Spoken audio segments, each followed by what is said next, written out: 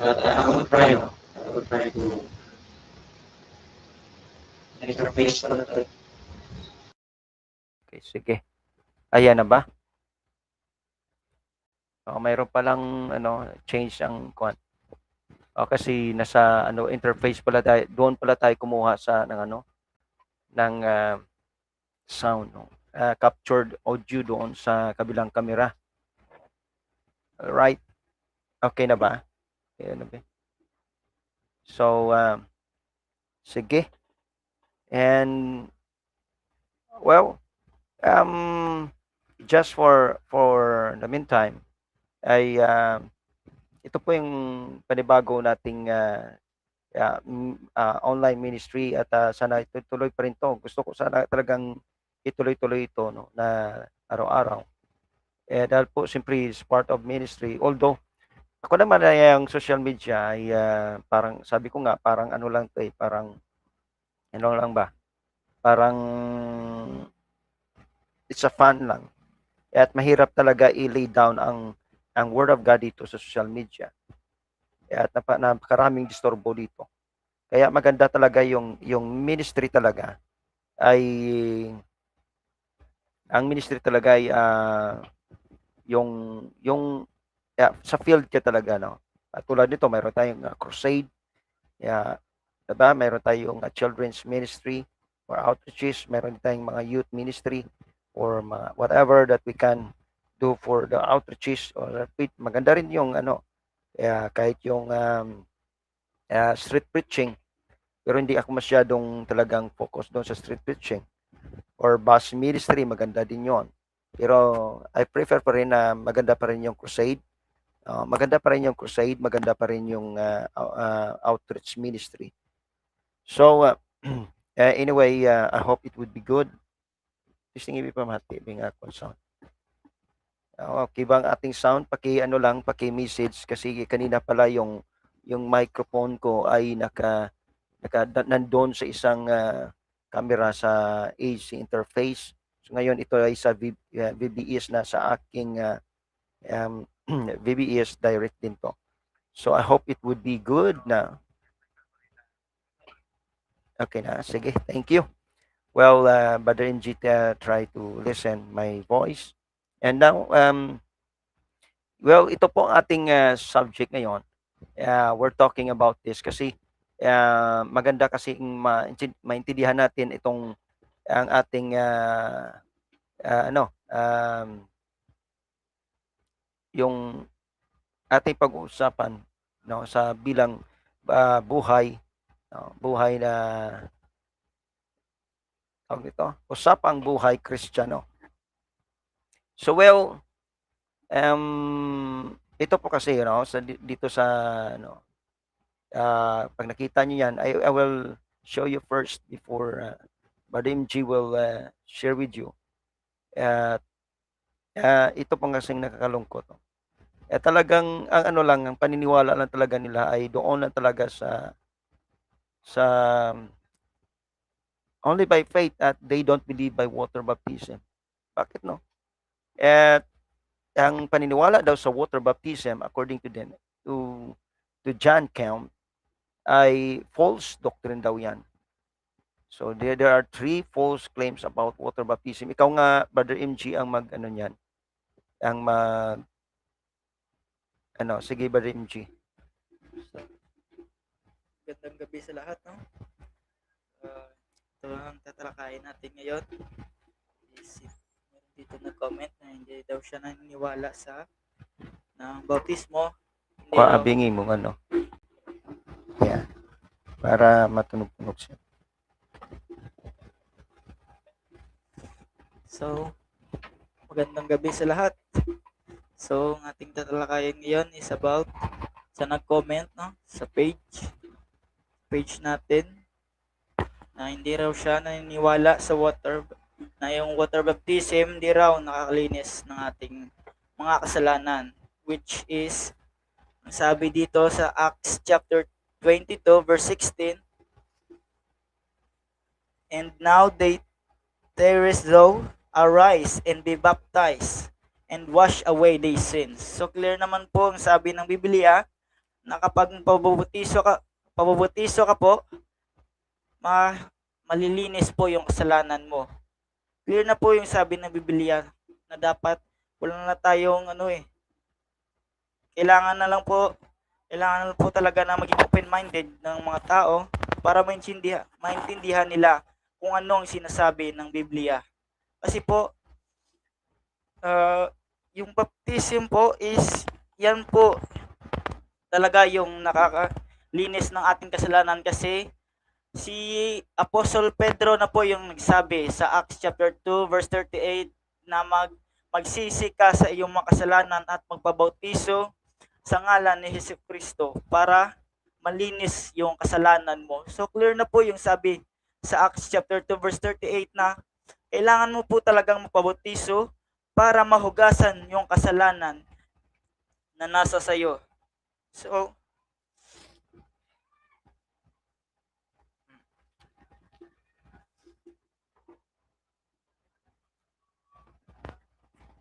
Anyway, ibasahin mo mula yung yung sa page na niya. Ka lang anay. kasi yung sabi niya dito, Scripture rejects, this is a false, and so do I. This is the blood of Christ received through faith that cleans from sin, not water. So, sabi po niya dito na yung dugurang daw yung Kristo yung makakapaghugas o makapawala ng ating mga kasalanan. Hindi po yung tubig, which is questionable po, kasi sabi po ni Apostol Pedro na magpabautiso kayo sa ngalan ni Jesucristo. Magsisi kayo para mahugasan ng inyong mga kasalanan. So, ito po yung sabi niya na hindi raw siya naniniwala na yung bautiso hindi raw nakakawala ng ating mga kasalanan.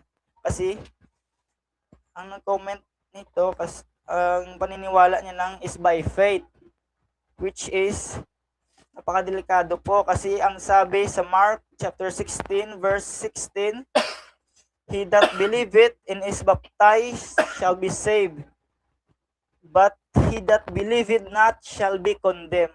So clear po sabi ng Biblia sa Mark chapter 16 verse 16 na kapag naniniwala ka na nagpabautiso ka, maliligtas ka. Pero po ang sabi ng Biblia, kapag hindi ka naniwala, mako-condemn ka po o hindi ka maliligtas. Mapupunta ka po sa kadagat-dagatang apoy. So clear na po yung sabi ng Biblia na kapag naniwala ka at nagpabaptize sa ngalan ni Jesus Christ, maliligtas ka po at ang punto pa rin to ang mahugasan yung kasalanan na nasa sayo. So clear na po yung sabi ng Biblia. Marami po siyang sinabi dito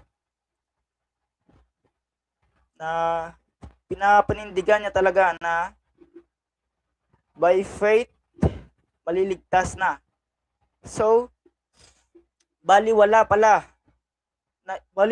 yung bautismo kapag pala naniwala ka lang sa Diyos, maliligtas ka na. So, useless pala yung sabi ni Apostle Pedro at useless din yung pagbabautiso. Mhm. So, kailangan na lang pala mag-believe sa Diyos dahil maliligtas ka na. Mhm.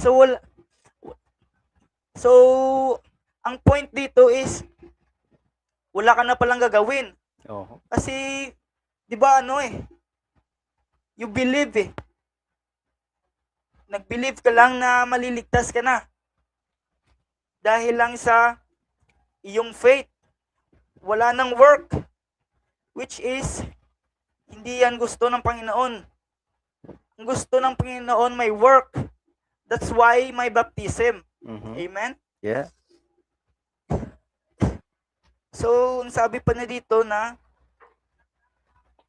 yung dugo lang daw ni Kristo yung makakapagligtas sa atin.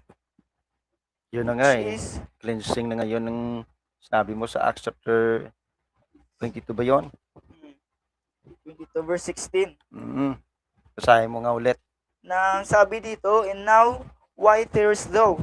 Arise and be baptized Baptize. and wash away thy sins. Clear na po yung sabi dito.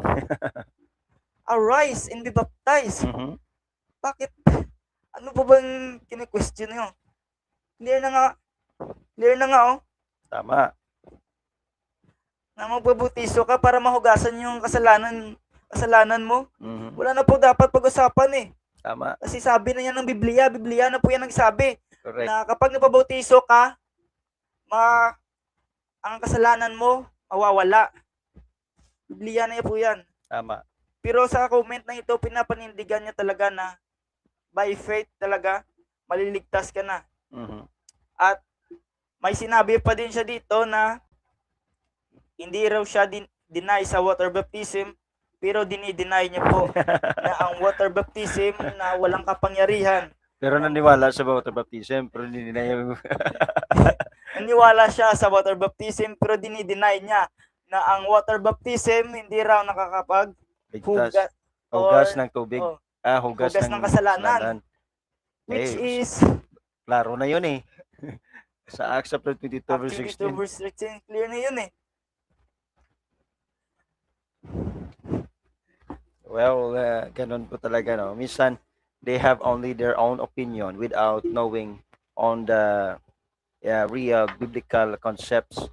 Kasi alam nyo, kasi ang Bible is mayroon siyang simpleng bagay. In a way, it's only by basic only. And dapat alamin po natin yung history talaga, no? At nandun talaga sa Book of Acts. So kung hindi po natin maunawaan at hindi po natin yun babasahin ang Book of Acts, because the Book of Acts was the history of the New Testament Church. Paano po sila naligtas? Diba? So that is a big question for those who do not believe in water baptism. Kasi alam niyo ang water baptism, that parang ano yan eh, parang agreement po sa Diyos eh. Parang agreement yan. Well, sa katunayan, dahil yun naman po ang tinutukoy niyo doon sa message na sa Facebook, sa Facebook page mo namin, na sa The Church of Jesus Christ Philippines Acts chapter 8 mission, pwede kayo mong bumisita doon. Ay hindi po siya naniniwala no, patungkol doon sa sinabi nitong nagkomento. And hindi naman siya Filipino, but we understand what he's saying about his standing for his belief. And I would respect what he said. That's why we will lay down to him on the process of every person who for those who believe in Jesus Christ. So meron po kasing mga bagay na dapat maunawaan natin yung scriptural or yung text na yon. And yung buong istorya talaga, no. Kung paano po ang mga unang Kristiyano na sumunod po sa ebanghelyo o sa gospel ni Jesus Christ. Dahil po ang napaka-importante po yon na mabigyan natin ng kahulugan ang buong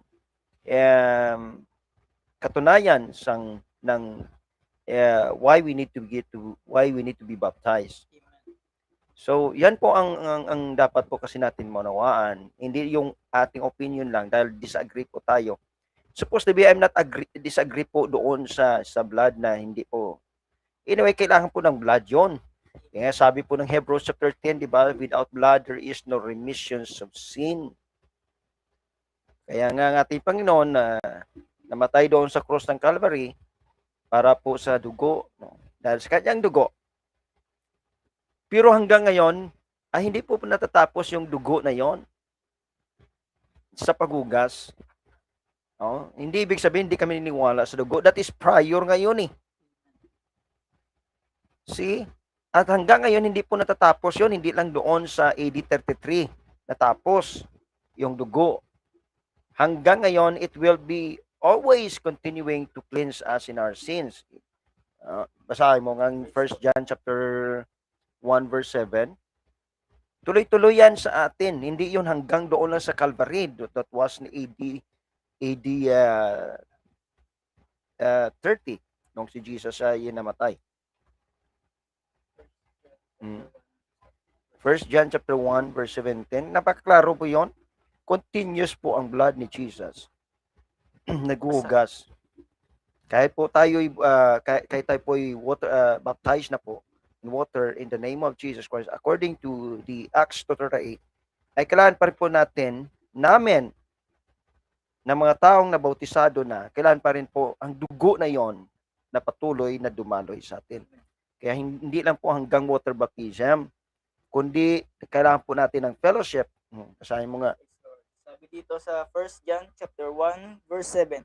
But if we walk in the light, as He is in the light, we have fellowship with one another. And the blood of Jesus Christ, His Son, cleanseth us from all sin. Oh, di ba? Tuloy-tuloy ang blood ni Jesus. Hindi po yun tumigil. Sa karamihan kasi akala nila yung dugo ni Jesus hanggang AD 30 lang. No, sir. Mayroon din kasi niwala ng ang dugo ni Jesus hanggang nasa water baptism. No, sir. No. Tuloy-tuloy po yun. Yan po ang sinasabi. Kaya nga, hindi lang po tayo hanggang Acts 2:38 lang. Kailangan po rin natin ng fellowship. Kaya nandyan ang church para po tayo magkakaroon ng fellowship. Hindi ka magkakaroon ng fellowship kung hindi ka talaga maging church. Diba? So, kailangan po talaga natin yung fellowship para ang dugo ni Jesus, yung blood ni Jesus, ay tuloy-tuloy yun, magdaloy sa atin because we're not perfect. We're still in human flesh. We're still on, we sometimes our mind, we're murmuring God. Sometimes we feel di ba, marami tayong na-failure sa Panginoon, kaya kailangan po pa rin natin ang dugo ni Jesus once lang yung water baptism. Kahit nag-backslide ka, pag nabaptize ka na po sa tubig sa pangalan ni Jesus Christ, no need na po yung water baptism. Kaya po application doon sa mga backslider, kailangan po ay i-restore lang po nila ang kanilang sarili doon sa fellowship para po ang dugo ni Jesus ay patuloy pong dumaloy, mag-cleansing po yon. Kaya po isa lang bautiso. Sabi po yun ni Paul na maliwanag sa Ephesians, di ba? Chapter 4. Di ba? One Lord, one faith, one baptism. Kaya po hindi yung yun kasing naging problema. Unless lang kung yung bautismo mo ay hindi po ayon sa na-preach ni Peter that was in the day of Pentecost. Kaya po yun ang ating subject dapat we'll talk, di ba? Yung number 1. O basahin natin ang istoryang ito. Paano ba nag-umpisa dito? Di ba? So, ang na-convert dito kasi yung 3,000 souls. That was the Jews. At kung tingnan mo yung Acts chapter 4, ilan ang nagdagdag? 5,000. Almost 5,000. So, they are Jews. Okay? They are Jews was converted through the preaching of Peter in the day of Pentecost. Because they crucified the Lord and Christ. And Acts chapter 2 po, sa verse 36 and 37, they were pricked in their heart. Nasaktan. Nagsisi talaga sila sa kanilang sarili. At anong sabi nila dyan? Peter, sons of apostles, men and brethren, what shall we do? Anong gagawin namin? Siyempre naman si Peter, he grabbed the opportunity to preach to them how to be saved, how to repent, how the Lord will forgive their sins. So water baptism is applicable po yon sa ating kaligtasan para mahugasan ang ating mga kasalanan. So very simple. Mahirap ba magpabautiso? Hindi mahirap. Kaya nung narinig yun, anong reply ni Peter sa Acts chapter 2 verse 38? And Peter said unto them, and Peter said unto them, repent and be baptized every one of you in the name of Jesus Christ for the remission of your sins, and you shall receive the gift of the Holy Ghost. Mahirap kayo sundin. sabihin naman nila na para sa Jews lang din yun eh. Kaya pag hindi mo po pag hindi mo po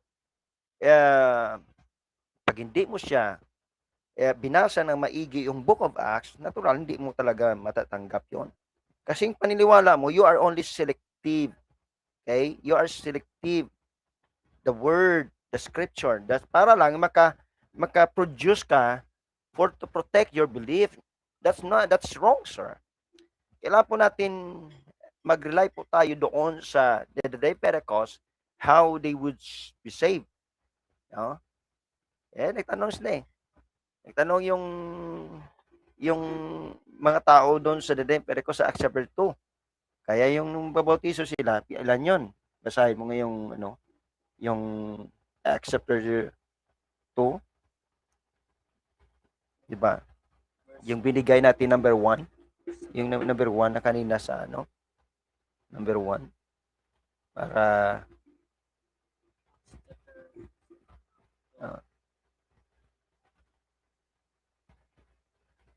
yan. Sa Acts chapter 2 verse 36 to 47. Then Acts chapter 4 verse 1 to 4. Basahin mo ngayon. Acts chapter 2 verse 36. Therefore, that all the house of Israel know assuredly that God hath made the same Jesus, whom ye have crucified, both Lord and Christ.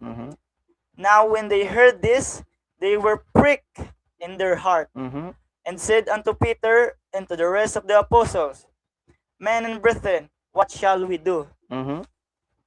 Then Peter said unto them, Repent and be baptized every one of you in the name of Jesus Christ, for the remission of sins, and ye shall receive the gift of the Holy Ghost. For the promise is unto you, and to your children, and to all that are afar off, even as many as the Lord our God shall call. And with many other words did he testify and exhort, saying, Save yourself from this untoward generation. Save yourself, di ba? Sinabi, iligtas ninyo ang inyong sarili sa darating na panahon. Mali ba si Peter doon? Tapos sabihin niyo lang para lang sa Hudiyo. Sinabi ba doon para lang sa Hudiyo? Ulit mga untoward generation. Tapos sabihin nyo, para sa Hudiyo, ano ba? Hindi yan para sa Hudiyo, kundi sa aabutin ng Panginoon. Ano ba? You miss, you miss the subject kung saan ito yung dapat gawin sa bilang buhay Kristiyano. Nakakalungkot na kasi they have only their own interpretation.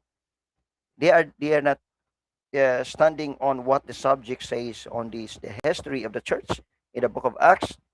Tapos i-portion nila yung kanilang panampalataya. Now, sir, Jesus, right? Si Jesus mismo, siya yung nag-build ng church. Hindi po tayo. Susunod na lang tayo. Sabi ni Jesus nga kay si Peter, siya na po ang nagturo sa atin.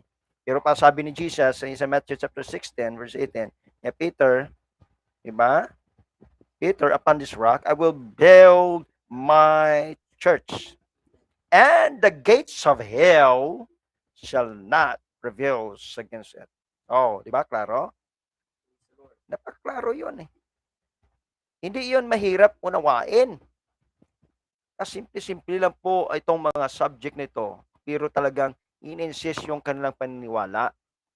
It is the Bible, it is the history of the church that we gonna be obey and or follow what is the real salvation for all of us. Not faith alone. Hello. Not by faith alone, but this through the gospel of Jesus Christ. Paano yan? Ma-apply ang gospel yan. The dead, that's the dead, the buried, the resurrection of Jesus Christ. Pero we will gonna be subject for another subject, diba? Okay, patuloy mga basa. Verse 41. Then they that gladly receive his word were baptized. And the same day there were added unto them about 3,000 souls. Oh, wow. And they continue steadfastly in the apostles' Apostles' doctrine and fellowship, and in breaking of bread Mhm. and in prayers. Oh. And fear came upon every soul, and many wonders and signs were done Mhm. by the apostles. And all that believed were together, and had all things common, Mhm. and sold their possessions and goods, Mhm. and parted them to all men, as Mhm. every man had need. And they, continuing daily with one accord in the temple, Mhm. and breaking bread from house to house, Mhm. did eat their meat with gladness and Gladness. singleness of heart, Mhm. praising God, and having favor with all the people. Mhm. And the Lord added to the church daily Mhm. such as should be saved. Oh, hindi lang yung 3,000 ha. May dumadagdag pa yon daily ha, na dumadagdag po doon sa pamaraan no, ng pagturo ng mga apostoles, hindi po atin. Alright? Ano pa yun? Ilan pang dumagdag sa Acts chapter 4? 1 to 4?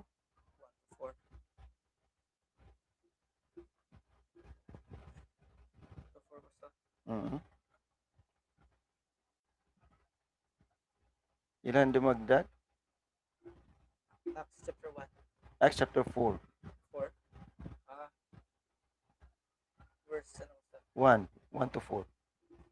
And as they spake unto the people, the priest and the captain of the temple Mhm. and Sadducees came upon them, being grieved that they thought the people, and preached through Jesus the resurrection from the dead. Mhm. And they laid hands on them, Mhm. and put them in hold unto the next day, Mhm. for it was now eventide. Mhm. Howbeit many of them which heard the word believed, Mhm. and the number of the men was about 5,000. Oh, wow. Rob. Ano ba? Ikaw lang yan naniwala sa walang na faith alone. By faith alone lang. Tapos si Leslie, 3,000 ang nagpabaptize ha. Dumagdag pa daily. Tapos may dumagdag pa na 5,000. Ikaw lang naniniwala ng iyong sarili. Ayaw mo sundin. Ano ba? Buhay Kristiyano yun. Hello? That's buhay Kristiyano. That's a life of being a Christian. So, ano bang gagawin natin? Ikaw bang susunod o ang susundin natin yung dapat sundin po sa early church? Yan pa lang na ano natin, yan pa lang ang number 1. 'Di ba? Pero tomorrow we'll continue this na number 2. We'll continue natin 'yan. Kasi total ganito na po at kailangan na po nating seryosohin ang buhay nating bilang Kristiyano. Baka yung mga kapatid natin dyan natutulog-tulog lamang na akala nila ay ang buhay Kristiyano ay pasimple-simple lang. Hindi po. We need to understand the real salvation of we have. Tandaan po natin, we don't believe the predestination that once you are saved is already saved. Tandaan po, that's it. Yan po, okay? We will go back to this, the blood of Jesus. Kasi yun po ang kanyang tinutumbok eh. Nakala niya, hindi po tayo naniniwala sa dugo ni Jesus. Pero nakalimutan niya yung para sa kanya is yung dugo na dumaloy ay doon lang po sa 30 AD, hindi po hanggang ngayon ay patuloy pong dugo ni Jesus. Kaya po sa mga believer na backslide, hindi na po kailangan silang i-rebaptize. Kundi yung matagal na hindi talaga nag-fellowship. Okay? I will tell you, if you don't have a fellowship with the church, you will not be saved. This is another subject, but I will tell you, you will not be saved. If you lose your fellowship to the church, you lose your relationship to God, and you lose your commitment to God. That's I'm gonna prove to you. Hindi ka po maliligtas kahit anong pang gawin mo. Because why? Pwede pala yung parang may kayamanan ka na 1,000,000 sa bangko mo. Hindi mo na asahan na bankrupt pala yung bangko. Akala mo may 1,000,000 ka, akala mo may 10 million ka, pero na-bankrupt ang bangko. Pag na-bankrupt ang bangko, ba makukuha mo pang buo? Hindi na eh. It's very simple. Kaya kailangan mo po i-check lagi, no, ang pera mo sa bangko para in case, kunin mo na agad, withdraw mo. Ganun din po sa atin. Kaya sabi ni Jesus, be watchful and be ready because Jesus Christ is coming very, very soon. I believe that Jesus is coming back without, we don't know when the time comes. But the Bible says he is very near, even at the door of the church. According to the Matthew chapter 4:24, I mean. See? So the blood of Jesus Christ is still continue to them, to the church, to all of us, that we might receive this grace to God. Kahit po yung Romans chapter 6, kaya basahin natin yan. Diba? Well, that's the reality ng buhay po nating Kristiyano. Hanggang dito na lang siguro tayo. At least we understand about the what happened now for this subject. At tomorrow we will try this one. Maganda din siguro kung may bukas, Friday. Friday siya. Well, we'll try. Kung morning, pwede rin, no? Alam nyo kasi, mahirap kasi i-balance ang aming mga oras din eh.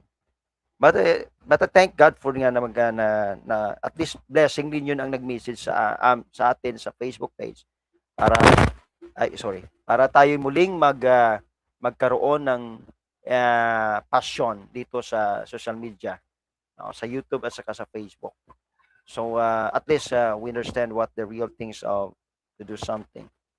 Well, thank you sa passing by na dumating. Maraming salamat sa bumisita sa ating channel sa YouTube, the Church Ministry of TCOGC Acts 8. And ganun po also the same time to my Facebook account, Pastor Ronnie Harobel live stream broadcast. So if one, then follow to my Facebook account.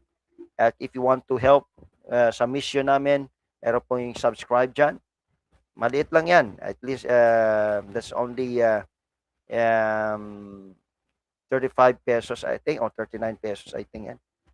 So, kung sa dollars is only by I think na 0.5 $0.5 lang yan. Or cents. Ba? Well, that's it. And thank you so much. And I hope, alam ko naman kasi ang social media po, pagdating po sa Word of God, kaya kita ko, diba? Pagdating sa Word of God, ang tao talaga ayaw makinig kahit mananampalataya. Walang oras. Kahit yung mga believer ngayon, ayaw makinig sa salita ng Panginoon. Wala. So, kahit nga sa church, ang hirap nga pumunta sa church, late pa ang minsan. So, ito pong nakakalungkot. Pero pagdating naman sa mga, ang bibilis, hindi mo maintindihan. That's sa buhay. Usapang buhay Kristiyano. Well, dito na lang po tayo. Naway pagpalain po tayo ng Panginoon at bigyan tayo ng magandang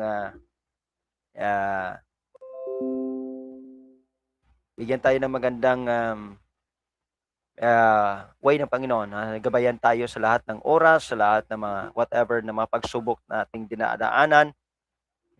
Lagi po tayo magtiwala sa Panginoon. Dahil ang bilang Kristiyano po, kahit Kristiyano na tayo, ay hindi pa rin po ito maiwasan na tayo'y magkakaroon ng mga sitwasyong minsan parang ikakatanong natin sa ating Panginoon. Kapatid, lagi po nating tandaan yung buhay natin ay wither lamang.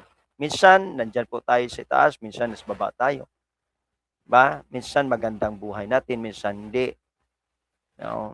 Pero tanda natin, Jesus Christ is always there for us. Mahirap man ang buhay, actually totoo, mahirap ang buhay. Kung hindi ka po magsisikap, wala po talaga. We have always sacrifices. So, ito na po at wala po tayong magawa. Well, dito na lang po tayo at maraming salamat po sa pagkinig. Kasama ko po si Brother Imjing Grande na kasama ko po ngayon. Sana'y patuloy nating pakinggan ang salita ng Panginoon. lagi niyo po ko samahan, niyo kami samahan, suportahan po ang ministry ito. Dahil wala na po tayong pwedeng gawin sa buhay, kundi maglingkod po sa Panginoon. Di ba, brother? Ano pa ba ang ating gagawin? Wala tayong magagawin dito sa mundo kasi wala tayong purpose dito sa mundo. Hindi manalig lang talaga sa Diyos. Amen. Kasi yung buhay natin dito sa mundo is just a temporary lang. Kasi Mhm. hindi ito permanente. Pero yung naghihintay doon sa taas, yun yung kukunin natin. Amen. Yung eternal life na Yes, ibinigay praise ng God. Diyos sa atin. Amen. Amen. So, dito na lang. Maraming salamat. This is Pastor Ronnie Harbel and Brother Imjing. Kasama natin, magiging ating youth evangelist. Oo, at we invite you to sa amin, kung dito lamang kayo sa Bago City, sa Silay, at sa Dulao, kung malapit pa kayo sa aming mga church, ay inanyahan po namin kayo na mag-join sa aming fellowship, no?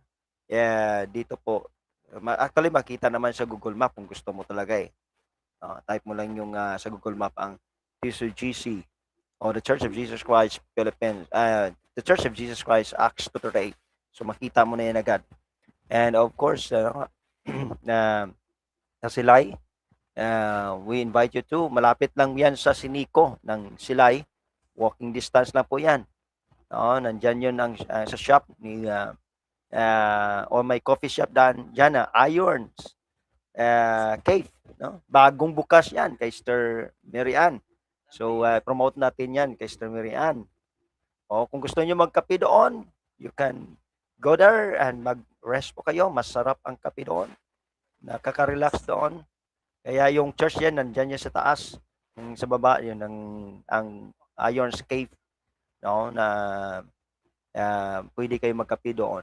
Okay? Dan dyan din kung gusto niyo po na maggawa ng damit o sa mga uniforms, nandyan din po kay Sister Rose. Mayroon po siyang shop dyan. Talaga, tawag niyan? Anong tawag sa kanilang shop? Yung papagawa ng mga uniform sa mga basketball, whatever, mga grupo po. Pwede yon, no? Sa mga athletes. Okay? You can. Mura lang yon. Mayroon, pwede kayo doon maga sa Ilonggo, magpatahi kay Sister Rose. Malaki ang kanyang shop doon. Mura pa. Barato gid. Okay, so gadun din sa Dulao. Although masulod-sulod ka lang, pero hindi ka naman budlayan kasi nandiyan lang sa igad sang irrigation. Sa unahan. No, sa unahan sang Purok Paho, Dulao. Diretso na. Hindi na kamo kalabot dito sa Kamingawan o Newton. Nandada ang amon church. Wala pa naman na matapos. Wala pa man signage, pero aralan da sa dating tawag ni kay Leyes nga galingan bala sang umayo sa una. Makabisita ka mo da. Aga ang ila fellowship. That is 9 o'clock sa aga. Sa Silay is 9:30 in the morning. Diri naman sa church mission ay alas 3 po kami nag-start ng fellowship. So, diri na lang at madamo gyud salamat. See you again tomorrow. Salamat. See you tomorrow and with Brother Imjing. This is Pastor Ronnie Harbel. Maraming salamat po sa mga taong nandito na dumaan. Maraming salamat and may the Lord bless you all. Pagpalain po tayong lahat sa ng ating Panginoon. Huwag po tayong mawala ng pag-asa. Malapit na pong dumating ang ating Panginoon. Kung may problema kayo, may problema din ako. Kung nagsasakripisyo kayo, nagsasakripisyo din ako. Ayun nga kami, problema din namin pambayad ng internet, pambayad ng electricity. Wala po kayong pambayad eh. But still, here we go and we keep on continue this ministry. Anyway, bagong lahat dito mag-close, shout out sa ating mga kapatid doon sa Lacasiliana, sa Mailom, mga kapatid natin sa Purok-Tompok, kapatid natin doon sa Nogales, Maaw, naway pagpalain po din po kayo ng ating Panginoon. Sana'y huwag tayong mawala ng pag-asa, patuloy lang tayong maglilingkod sa Panginoon. Okay? So God bless you all. And May the Lord. Yeah. Bye-bye. See you tomorrow. God bless.